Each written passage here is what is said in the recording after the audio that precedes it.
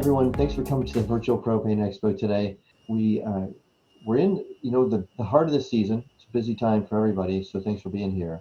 And we record everything and do editing on it to clean it up. Anything we put out in the expo, we will then put out onto the virtual propane expo in a recorded format a week later. It'll also be on our YouTube channel. So if you hear something that you need to share, you'll be able to grab the link and share it once it's live over there. It usually just takes us about 5 days to do that. So thanks for being here. Today we have a special guest, and we're grateful to have the Jim Collura, who's Vice President of Government Affairs for NEFI. When NEFI stands for the National Energy and Fuel Institute. I always just call you NEFI. I never actually go into the whole thing. So Jim has been working in the area of our political scene. Really grateful to have guys like him out there fighting not just for our fuels industry, but also fighting for the good culture and values of our society, and whether it's on Capitol Hill or on many other aspects of our political scene. So grateful to have him here. He knows the ins and outs, which is why he was hired to be the Vice President of Governmental Affairs. And NEFI does represent the fuels industry, all of our businesses, our livelihoods, to our nation's politicians, to help make sure that we don't get things moved through that would be counter to our industry. So Jim, it's really good to have you here. And thanks for what you're doing to help support our industry, which is all of our livelihoods. And we really appreciate it. We know it's important. Those of us, especially the propane side, that go to the big governmental event, Capitol Hill, once a year, except for this year. Every year we go to Capitol Hill and we meet with our senators and congressmen and get to experience how important that really is for us to be engaged with the political side and to be heard and to be felt, right? So thanks for being here. I'm going to hand it off to you. Thanks for showing up. Yeah, so thank you again for the opportunity. Again, the title of this presentation is the 2020 Election Outlook and the Implications for the Heating Fuels Industry. And again, my name is Jim Collura, Vice President of the National Energy and Fuels Institute, or NEFI. And again, I want to thank Virtual Propane Expo, all of the Expo's participants, its exhibitors, its sponsors, for this opportunity to share my thoughts with you. And on that point, I do want to remind you that my thoughts are my own. All of views and opinions that may be expressed in this presentation, or any questions or comments in responding to questions or comments, if we have time for that, they're my own. They're not representative of the Virtual Propane X Show, of Bill, any of the organizers of the event, the sponsors, registrants, vendors, and exhibitors, or my organization or its members. It's not representative necessarily of NEFI or its membership. If I do clarify that NEFI has taken a position on some issue, I will be sure to make that known. But otherwise, just assume that it's my view or it's my opinion. A couple other things to expect in this presentation. I'm generally going to try my best to avoid definitive predictions about the outcome of the 2020 election generally, or the outcome of individual specific races. I am one of those people who believes this election is going to be potentially very unpredictable. There are extremely large number of factors at play in this election, more than probably any in any of our lifetimes. Not the least of which, of course, is the ongoing economic struggles that many businesses face, many families face, as well as the ongoing pandemic, which we're all struggling with around the world. So I'm not gonna do that. I'm gonna try to avoid doing that. If I have the opportunity, again, to provide any clarification on any point or answer questions you might have, and we don't have time for that at the end of this presentation, please do feel free to contact me. I am 100% accessible. Like I always tell NEFI members who are heating oil and propane businesses and home comfort businesses that serve their customers 24/7. I do that as well because they do, I do. So I am always available, unless I have, obviously family comes first. Outside of family commitments, I make myself available to the people that I serve, and I love doing what I do. The last point, this is not going to go into any kind of analysis of state or local level races. I'm going to be focusing exclusively on the national or federal election in this presentation. So again, a couple things quick about my organization, NEFI. We used to be a regional association with a national presence, and we formalized our national kind of repertoire, so to speak. Made that formal at the beginning of the summer. On July 1st, we became the National Energy and Fuels Institute, representing the Main Street home energy distributors, like companies like yours. We've been doing that since 1942, And we're now doing it not just regionally in the Northeast, but now nationwide. And we're welcoming participation from home heating fuel and home comfort businesses around the country. And we welcome your membership and support. We also have long advocated for this industry in Washington, D.C. That's my primary role with this organization. And again, my primary role, which is in service to the broader mission of NEFI, is to ensure a viable and competitive marketplace for our member businesses and their employees and the well-being of their customers both now and well into the future. This is a fundamental question I kind of wanted to start with. Why do presentations like this matter? Why does the national election matter to your business? Why does what happens inside Washington, or that for that matter, inside the halls of government at any level, whether it's the state or the local level, why does it matter? And a few points I'd like to bring up before we start. I think it's very important to recognize that political intelligence, which has become a buzzword in the business community, political intelligence has a real high value in the 21st century marketplace. Knowing what is happening with policy and what to anticipate has become more important than ever, given the uncertainties, particularly in the regulatory landscape. And so businesses really want to make sure that they, as a part of their business plan, as a part of an element of competitiveness, to ensure competitiveness, that they understand what's happening in politics, they understand where the political winds are blowing, and they have a good appreciation for how specific policy developments might affect their business. And that's important. That's very important. So the fact that you're here today or that you're watching this video is a testament to your appreciation for that. The third point I want to make is these elections have significant consequences for an industry, broadly speaking. And we're fighting this out every day at every level in the association community, whether it's aggressive local, state, or regional decarbonization or electrification initiatives. There's potentially, with this new election, if it turns out a certain way, there could be opportunities for passing those kinds of policies inside the Beltway. We could see real movement on decarbonization initiatives, electrification, climate change legislation on Capitol Hill and within the potentially new administration. And there's also a lot of uncertainty with respect to the tax and regulatory landscape next year. And so it's helpful to have an idea of how things may fall if this election and how it might impact your business. And the last thing I'll say is it's very important, given these various factors, that you also voice your interests of your business in the political process and stand up for your business and your industry and the welfare of your customers and your competitiveness. And it's important that you do that. Staying on top of what's happening and then taking action is also very important. I just want to kind of begin with a general landscape of where things currently are in Washington, D.C. As you guys know, it's only 11 days until Election Day. I'm on the edge of my seat, for good or ill. I'm looking forward to an outcome of some kind. Not knowing what might happen is probably worse than knowing at this point. So I think in another couple of weeks, probably have a better idea what's going to happen. I'm going to try my best to give you a preview of that today. But here's a couple of things to think about. After Election Day, Congress doesn't adjourn immediately, and the president is still the president for a couple of months. So there's still governing to do after the election, between the election and inauguration in January. That period is typically referred to as the lame duck. So the period between Election Day and when the new Congress is sworn in is what inside the Beltway we refer to colloquially as the lame duck. The lame duck session this year has a couple of important items on the agenda that I wanted to make you all aware of. First of all, the government is currently funded through December 11th. They came up with what's called a continuing resolution earlier this fall that basically ensures that government remains operationally funded, no government shutdown. And they did that through December 11th. So when they return after Election Day, they're going to have to figure out what to do beyond that date. I think it's most likely they're going to punt government funding into next year, probably till March or April, which is typically what's done with this kind of a short-term stopgap. Also worth noting, as part of that CR that passed earlier this fall, they extended the existing highway bill, which authorizes federal highway agencies, that includes highway safety regulations and programs.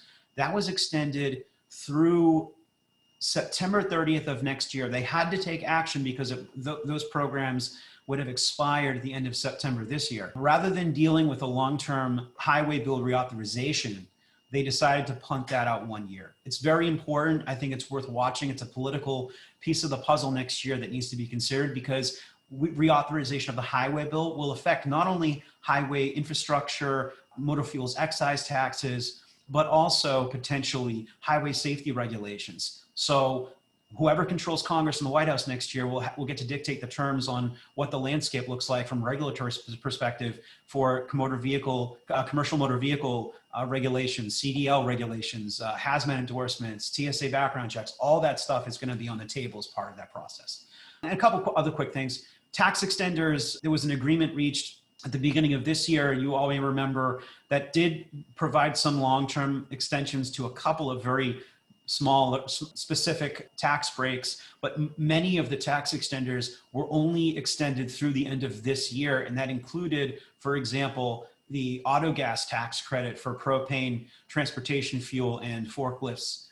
That will probably come up, the tax extenders bill, to deal with those expiring tax provisions. I expect no matter what happens in the election, they're going to take that up during the lame duck and just extend it a year or two to just have it done and then revisit it next year, however the chips may fall from the election. So that's one thing also to watch in the next couple of months. And then one of the big questions, which I'll address later, is COVID relief, whether or not they'll get a bill during the lame duck and whether or not they'll do it next year. I think that's going to be answered by the election. So we're going to talk about that a little bit later. And then lastly, there'll be other non-controversial legislation that might be advanced. One that's been talked about quite a bit is a bipartisan energy efficiency bill, which has been advocated by Senator Murkowski of Alaska, who's the chairwoman of the Energy and Natural Resources Committee, and her Democratic counterpart, who's very conservative on energy issues, Joe Manchin of West Virginia, who's the ranking Democrat on that committee. They've talked about maybe bringing up a very slim, focused, targeted, bipartisan energy efficiency bill this fall or early winter during the lame duck after the election. And that's something that actually could happen. The reason why is Murkowski is no longer going to be chair of that committee, irrespective of whether Republicans control the chamber or not. She's being termed out of that position. And she really wants to get this under her belt before her time is up as chairperson. So that's something that may come up. So shifting gears now, I want to focus on the November 3rd election and give you some of my thoughts on where things currently are, what to watch for election day, and then I'll conclude with what the implications are for your business and for the heating fuels industry. So first, an overview of the presidential race. First, the presidential overview. So what's going to happen with the control of the White House? The first thing I'll say is that it's important to know from a top line level, neither Joe Biden nor Donald Trump can win the White House without 270 electoral votes. That's the amount of electoral votes in total that they need to win. President Trump won election in 2016 with a total of 304 electoral votes to Hillary Clinton's 227. That's the final shakeout after you had some non-committal electors kind of move around a little bit. That's the final vote in the end from 2016. So Donald Trump won that by 34 electoral votes. And it's important to remind you, the popular vote does not determine the election in the United States. I think we all know that at this point. Our election system for president is a federal system. So it's the popular votes in the states, with a couple of exceptions, that determine how the electors are distributed. That's what determines the outcome of the election. So because of that, President Trump actually lost the popular vote in 2016, as George W. Bush did in 2000, by a small margin to Hillary Clinton, just shy over 2%.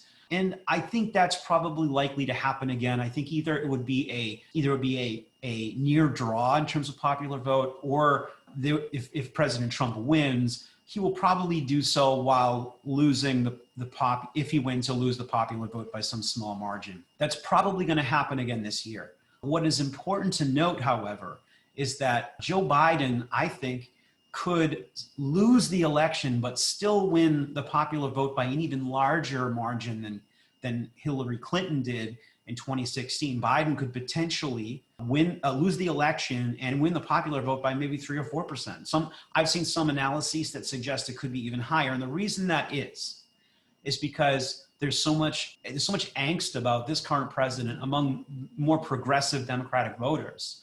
And they're more motivated to turn out, I think, this cycle because of that. These are maybe people that sat home in 2016 thinking Hillary was going to win. They didn't like her, so they just didn't go vote. They will go out and vote against Donald Trump in very blue states. So you could see surges in turnout in states like Massachusetts, New York, in states like California. You could see surges of turnouts for Biden, but that doesn't add to his victory. That adds to his popular vote count. That's why that could happen. I don't think third-party candidates this year are going to be in play as much. Nearly 6% of voters in 2016 chose someone other than Hillary Clinton or Donald Trump. And they did that because they didn't care for the people at the top of the two parties' tickets. This year, there are less options, I think less high profile options for third party. Gary Johnson attract a lot of votes as Libertarian in 2016. And the Libertarian candidate, I can't even name him. I'm sure many of you couldn't name him, or Jill Stein, who the Green Party candidate is. And that speaks to how much focus there is now on Trump versus Biden. I think that number will probably be closer to what it was in the previous presidential election, which was closer to 2%, 1.5%. That's probably where it'll shake out. And so the question is, those 4% that were third-party voters in 2016 that will now vote for one of the top two tickets, where will they shake out? And it's really unclear at this point. I've seen some polls saying that maybe Biden has a slight advantage with them, but it's too early to tell. So I just want to give you an idea of, okay, what is it that Donald Trump needs to do? What is it that Joe Biden needs to do to win the election in 11 days? And so here's what Donald Trump's game plan kind of looked like.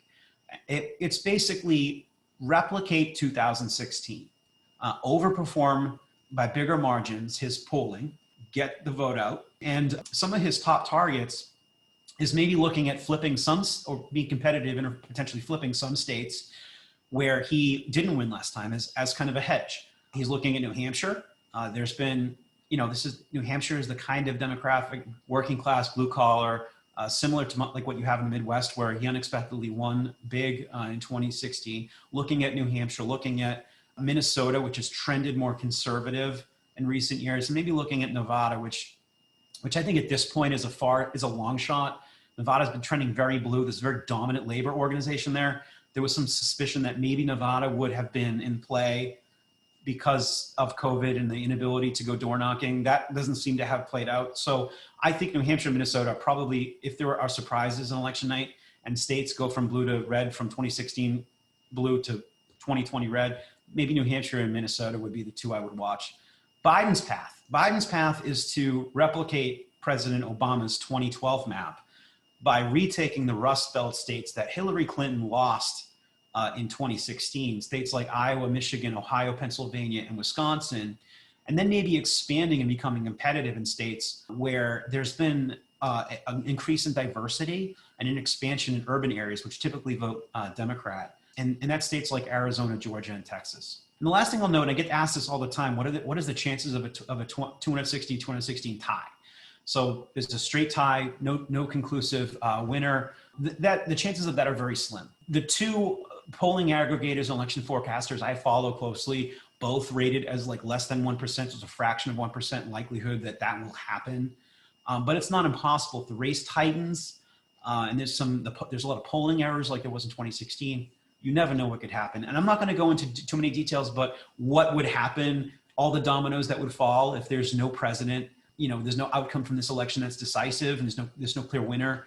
I don't want to go into that just yet. If we have time at the end, maybe we'll talk a little bit about that. So again, here is a visual representation of the battleground states. You have the states that are pretty predominantly Democrat in blue, again, mostly coastal states and states with large metropolitan areas like cities like Chicago. And then you have states that are more rural, traditional heartland states. That's the states in red. And this kind of is illustrative of this divide that's been growing over the last few decades between rural America, which has been moving more and more towards the Republican Party, and urban America, which has been moving more towards the Democratic Party.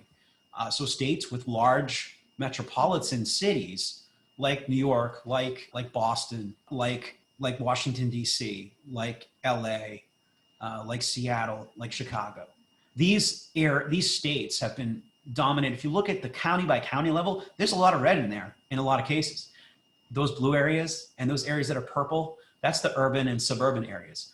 The suburban areas, that's the battleground. That's where they want to, the small towns and the suburbs, that's where they see as the battleground. So these states that are kind of a mix, like Texas, we have these wide open fields. We have large cities like Houston and Austin and Michigan, Detroit. I mean, here are the battleground states. And so the problem for Donald Trump, and I think this needs to be emphasized, because as I mentioned earlier, he was thinking, I'll hold all the states I won in 2016, and I will compete and outperform my 2016 numbers in the Rust Belt states. So once again, as we all expected, the Rust Belt states, Pennsylvania, Ohio, Michigan, Wisconsin, Iowa, those Rust Belt states are in play this year. They're battleground states. New Hampshire is another one that I would kind of classify as a battleground state with similar demographics to Pennsylvania, for example. So these states, in northern Maine is another good example. These areas are at play. But the problem for Donald Trump is that demographics changes have expanded the battleground map to states like Arizona, Texas, Georgia, Florida, North Carolina, what these so-called Sun Belt states. So now the president is trying to replicate his victory in the Rust Belt while also trying to hold the line and hold it down in states that he should really be winning. The Republicans have historically won big in states like Texas and Georgia. So that's a real issue. So that's why the map is a little bit different than it was in 2016. It really isn't because Democrats are more competitive, or specifically Joe Biden is more competitive in the Sun Belt. It's really because the demographics have made that the case, the changes in those states. Last point I'll mention before we move on. There are two states that allocate their electors by proportion, and that is Maine and Nebraska. The second districts of both of those states are considered toss-ups, and so those are also areas to watch. I don't think they'll decide the election, but if it's very close, it tightens closer to election day and it's very close, they could. And certainly that 269 tie, it's these kinds of one vote districts that could make or break that. And I highly discourage you from going online and looking up at nightmare scenarios for election day, because many of them involve these 1-2 votes from places like Maine and Nebraska. And they're very troubling to think about. But anyway, I don't think that it's going to come down to 1 or 2 electoral votes, but if it does, those are the places to watch. So a total of 210 electoral votes among these battleground states and districts. Now for a quick overview of the Senate. I will say generally, in my opinion, the Senate will probably go to whichever party wins the White House. Not necessarily universally true. It's just more likely than not to be the case. We'll start by saying that, as a reminder, there are a total of 100 Senate seats in that chamber, and they serve 6-year terms. So special elections and resignations aside, typically these seats are up every 2 years. 1/3 of the chamber is typically up for re-election. So this year it's 35 seats, and Republicans are, unfortunately for them, they're defending the majority of those seats. They're defending almost 2-1. They have 23 seats that are up this election, primarily due to the red wave that we saw in 2014 that carried many Republicans into office in the Senate. Many of those folks are now defending their seats in states that are largely purplish, light blue or light red, that are very competitive, swing states. And I would say 10 of those 23 are specifically competitive and worth watching. If Biden outperforms and there's a Democratic wave that's bigger than anticipated, that competitive map could expand to maybe 2 to 4 additional states. It would really have to take a big Democratic surge for that to happen. And we'll talk about that in a minute. Democrats are defending 12 seats, and most of those seats are in solid blue states, all but 2. That is Doug Jones of Alabama and Senator Gary Peters of Michigan. Both of those candidates are in difficult races. Gary Peters of Michigan is facing a war veteran, a businessman, a gentleman of color who's very competitive as a Republican in that state. And Alabama's Doug Jones is facing a former college football coach, which in the South is not the kind of opponent that you want to be facing in a Senate election. Those 2 states are going to be the real areas to watch on the Democratic side. I think Alabama's gone. I think it's very unlikely that Doug Jones will pull it out. I think Doug Jones is probably at this point running for a seat in a potential Biden administration more than he really is at this point running for Senate. He knows that. I think he knows that the writing's on the wall for him, but it could turn out differently. You never know. I mean, anything's possible, like as I said in this election. So we'll see.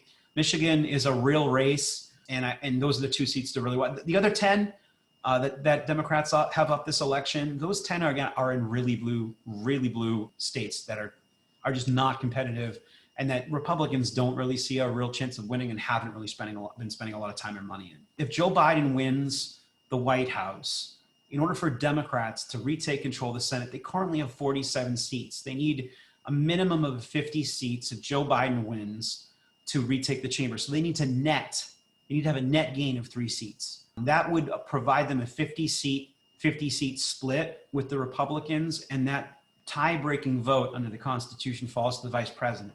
That's why it's important for for Joe Biden to win if the Senate is really close, because his administration effectively breaks that tie. If Donald Trump wins, again, Democrats currently have 47 seats. They would need to win 4 seats to get a 51-seat majority if Donald Trump wins to be able to sustain a majority in the Senate. Remember, it's most likely that Doug Jones in Alabama is going to lose, which changes that number for them. They need to gain additional seats. So they've got 47. Doug Jones is probably lost at this point. That's 46. That means to get to 50, they need to flip 4 Republican seats. If Donald Trump wins, and if Joe Biden wins, if Donald Trump wins, they need to flip 5 Republican seats to get to 51. So that's what they're currently looking at in terms of the electoral landscape from the Democratic perspective in the Senate to retake that chamber. Here is a breakout, in my opinion, of various scenarios and what it could potentially mean for both the White House and control of the United States Senate.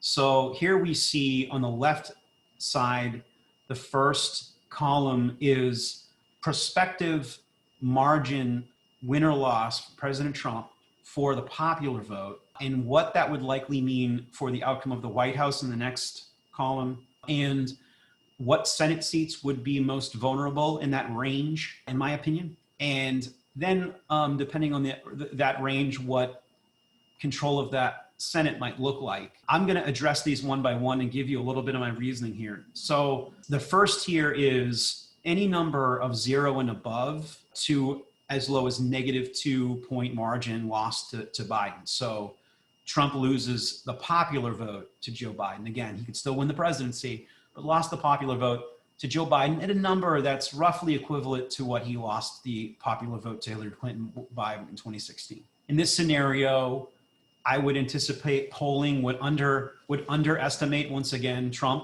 He would probably win, or have a very, very good chance of winning in this type of a scenario. It would indicate typical Democrat turnout like it was in 2016, predominantly in blue states that don't benefit Biden, and that Trump pulls it through in those states that really matter, like the Rust Belt, and he holds down the fort, so to speak, in the Sun Belt. While it's not impossible, I don't see President Trump getting above 0 to a 1 + 1 or +2 or +3 margin win. I don't think it's likely. The country is just too divided, and the electoral map is just what it is. And in that scenario, I would expect, if Donald Trump wins, I would expect the Senate probably stays Republican. I think it's very unlikely the Senate flips Democrat and Donald Trump wins. It's not impossible, but it's not likely. The next tier is if Donald Trump was to lose the popular vote by 3 or 4 points relative to Joe Biden. This would be similar to Mitt Romney's loss to Barack Obama in 2012, where he lost by 4 points roughly. And under the scenario, maybe Trump does a bit worse than his 2016 performance, or, as mentioned earlier, Joe Biden sees this surge in blue states where all these people that didn't vote in 2016 vote for him now and come out in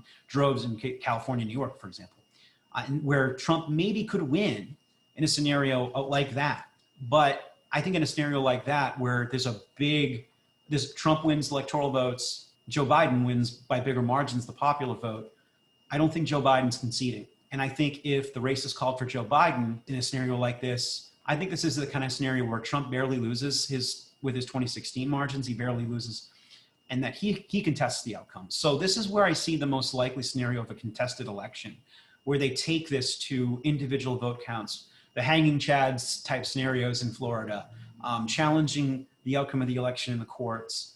And this is, the legal fight the drawn out fight and not knowing for days, potentially even weeks, this is that scenario. And that's the scenario where I think you could also see more likely a Senate split 50-50, or maybe Republicans squeak it out. Maybe Democrats, maybe Republicans squeak it out by one vote majority. And there's a couple of Democrats on this list. I think if Trump wins the election, most likely Jones and Peters are probably gone. And then if you get a contested presidential, I think Cory Gardner, I think that's a lost race. I think Martin McSally is pretty much a lost race at this point. That's two Republican seats that could very well go.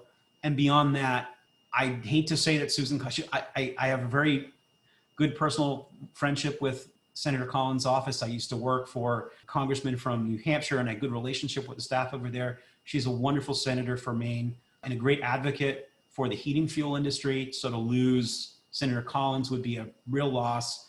She's in the fight for her life up there in Maine against the Speaker House Gideon, and who originally is from Rhode Island, but is running in Maine. So I think that's going to be an interesting race to watch. And I think if Susan Collins loses and then Tillis loses in North Carolina, that's where you start flirting with a more confident Biden win. If Trump loses North Carolina, it's going to be a real difficult map for him. And I think Tillis, the race being called against Tillis, that state going blue on the Senate race, that would be an indicator that that maybe Biden does lock this up. So that's something to watch for election night. And that bumps us to the next tier. This is -5 to -8 relative to Biden. And if Trump loses by those margins, the popular vote, it's most likely Joe Biden has won the election. It'll be much harder for the president to contest the results. I think this is similar to the loss margin from John McCain in 2008. And in such a scenario, I think Biden probably replicates Barack Obama's 2008 map in this scenario. I think the next scenario is very similar, -9 to -10 or 11. This is kind of where Joe Biden has been kind of polling lately. The polling has really ranged from the kind of -5 for Trump, the +5 number for Biden, to +11. It's been in that range the last 10 days, couple weeks. It's been flirting with 11 in the last week. A couple of polls I've seen, and that kind of indicates that Biden is favored in this going into election. If that happens and Biden wins, you're looking at 5 Republican seats probably have a good chance of flipping Democrat and ensuring that Democrats control the Senate by 51 to 55 seats in this scenario. The last scenario is if Joe Biden is underestimated in the polling. So let's say, hypothetically speaking, pollers and election forecasters overcompensate for their polling errors in 2016, and they underestimate support for Biden. So it's basically a reverse from the polling perspective from 2016. In this scenario, you're looking at potentially a blue tsunami. If Joe Biden wins by double digits, especially significant double digits, 14 points, you're probably looking at a Senate map that probably looks a lot more, a nationwide electoral vote map that looks a lot more like 1996, or maybe even closer to the 400 plus electoral votes that George Herbert Walker Bush secured in 1980. I think it was 437 or something like that. That would be a historic major landslide election. And then I think you're talking about an additional 5 Republican seats potentially vulnerable in that kind of election outcome. I don't think it's likely, just like I don't think it's likely that Trump will win with +1, +2, +3. I think this is the other end of the spectrum. I think a massive landslide election where Joe Biden wins 400 plus electoral votes or 376 electoral votes is kind of less likely, but it's not impossible. So I think that, but they're probably roughly equal. And in that kind of a scenario, Democrats could potentially exceed 55 seats, maybe even push that line of getting up to that 60 vote threshold where they have a supermajority and they now have a filibuster-proof majority, at least in principle. And if you'll notice on this list, there's 5 seats in this scenario that I put there, beginning with the open seat in Kansas, which I think is the most vulnerable of those 5. But you go down that list to races like McConnell. I mean, if Mitch McConnell, the current majority leader of the Senate, loses his election, that is outright indicative of a massive, historic, maybe unprecedented Democratic landslide win. So that would be, and that's all anybody would talk about. I mean, they would not be talking about Donald Trump. They'd be talking about that the Senate majority leader lost his seat. I don't think it happens. I'll tell you right now, I told you I wouldn't predict outcomes, but it's so remote in my opinion. But again, it's not impossible. One thing I've been cautioning people with respect to this election is so uncertain. I would challenge anybody who says they knew for sure what's the outcome is going to be. And even some of these more fringe hypotheticals are certainly plausible, because it's just such an uncertain environment right now politically in this country. So I don't want to dwell on this any more than I have. Want to get quickly to the House. We should be able to go through this one pretty quickly. Pelosi is likely to remain Speaker of the House. I will just touch upon a couple of quick reasons why. First, before we get to that, if Republicans were to win the House back, they would need to net 17 seats to win control of that chamber. Again, it's different than the Senate. Senate has 6-year terms for its senators. Representatives in the U.S. House of Representatives, they have 2-year terms, so they're up every single election cycle, whether it's a presidential or midterm election, they're up. So both parties are defending every seat. Your party needs to have a total of 218 seats to control the majority, and that's in the U.S. House of Representatives. The Cook Political Report, which a very highly respected, nonpartisan political consulting firm that does a lot of electoral analysis, they've rated 91 seats as competitive right now. 42 of those Democrat, 49 of those Republican. So if you kind of do the math, the difference of 6, that's kind of where they see right now potentially Democrats picking up somewhere around maybe 6 seats, unless there are major changes to the political winds and the race tightens or becomes more of a blowout. Then that could change. Those are the seats, and I'm going to show you in a couple minutes the slides here that have the list of the members, so you have those. But Democrats are favored generally to retain control of the House because of a couple of factors. Court-ordered redistricting in Pennsylvania and North Carolina have favored additional Democrat pickups. They did in 2016 pick up some seats in Pennsylvania. They're expected to probably pick up some more seats both in Pennsylvania and North Carolina. There's been some really bad polling for the president in urban and more worrisome, I think for him, suburban districts, especially more diverse suburbs, have been more independent, this politically independent polling, where they have been siding with the Democrat, in terms of the generic balloting. So that's problematic for the Republicans. But more importantly, I think the Republicans have not done so great in terms of recruiting talented challengers in some key races. The moderates have done a really good job in these districts over the last couple of years. The moderate Democrats who won in 2018, who are now defending their seats again 2 years later, haven't really had consequential legislation cross their desk that they've had to vote for that became law that they now have to defend. That's going to change in the next 2 years for sure if Democrats win this election. So for Nancy Pelosi, it's really important for her that she pad her majority, because historically, if the party in control of the House goes into the midterm election after so if Joe Biden wins the White House, he's going to face, most likely, as his predecessors have all had, his party's most likely going to face a loss in the election, in the midterm election in 2022. So Nancy Pelosi, looking at 2022 to try to keep her majority, survive a majority past that date, she's going to be looking to pad her majority. So she wants to add seats. And that's, I think that's why there's been a lot of focus in terms of fundraising. Democrats have outraised Republicans almost 2-1 in some of the most competitive races. And also the generic balloting has also favored Democrats. This is the Real Clear Politics, which is very, not, in my opinion, not a biased site. All they simply do is aggregate polling data. Democrats currently have nearly 7-point advantage on Republicans in terms of the generic congressional ballot. This is similar to, maybe just slightly less than what they had for a generic ballot, which was about 8 points plus 8 going into the 2018 election.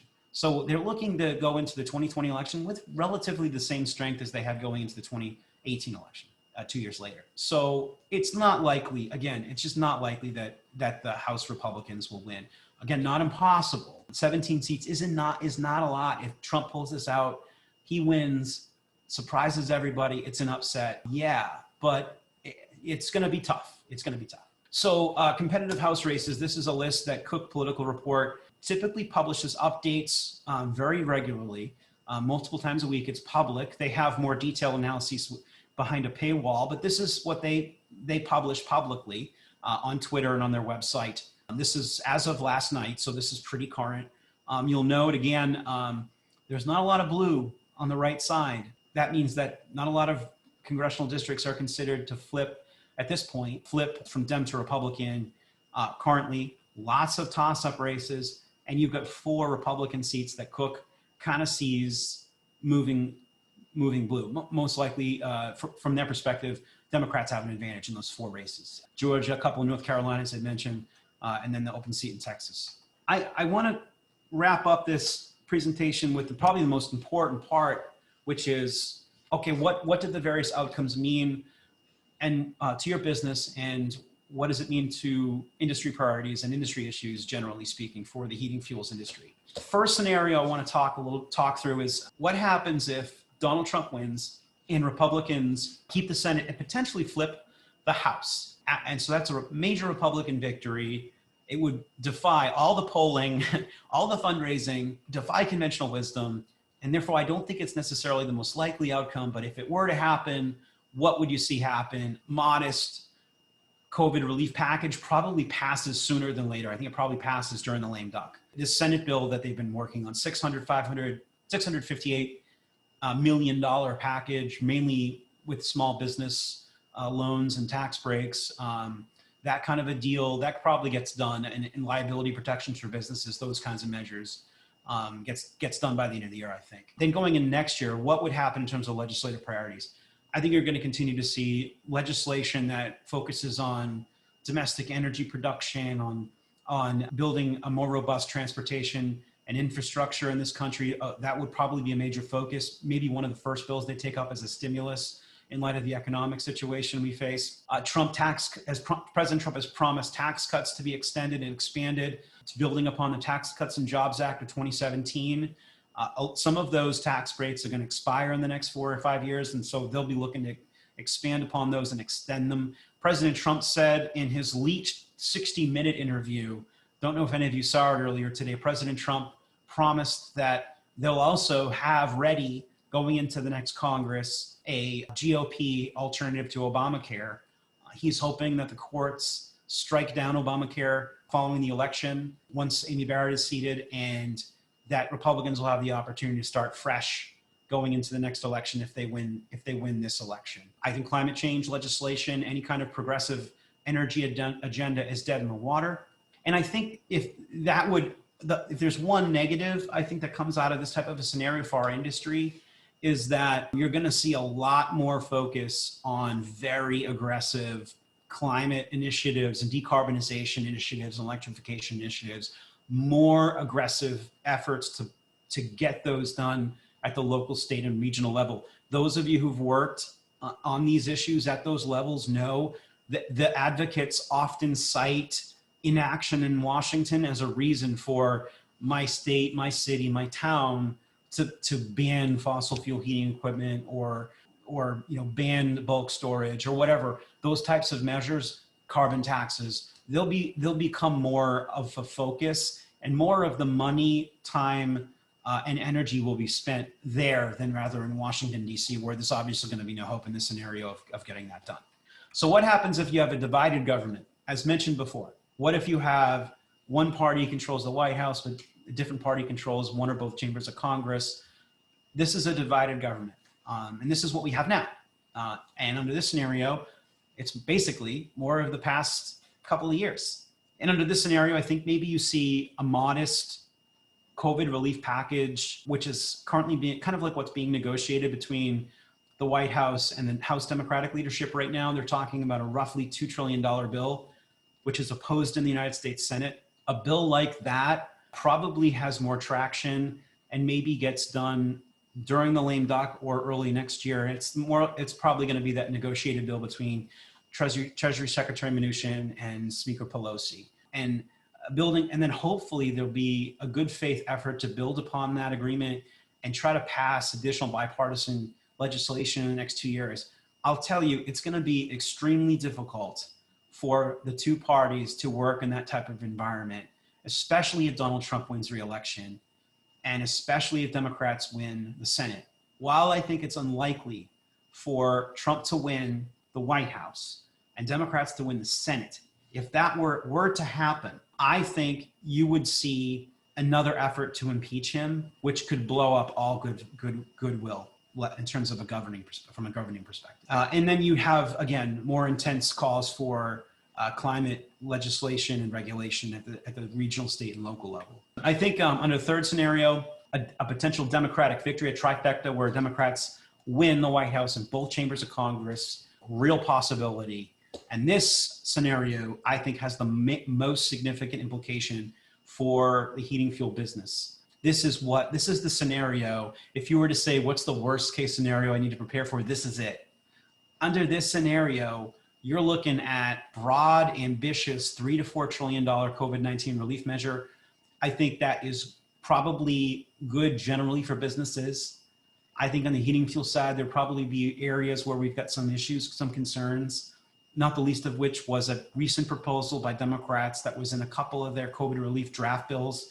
It was in the most recent version of the HEROES Act that Democrats introduced in this process they're currently in and negotiating with the White House that would require states, effectively local jurisdictions receiving money under the bill, to pass policies, to enact policies to require the delivery of home energy services.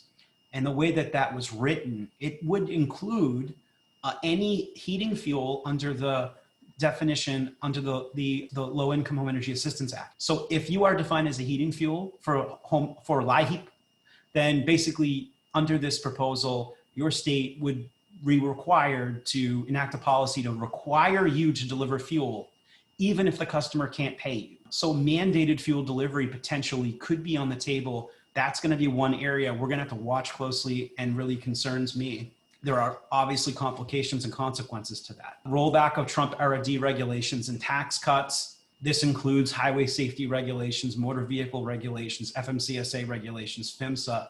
All of the areas of business regulation are going to be thoroughly evaluated. And whether it's the Biden administration or Congress, which under the Congressional Review Act, after a change in administration, they can go back and undo regulations that were passed within a matter of 6 months before the election.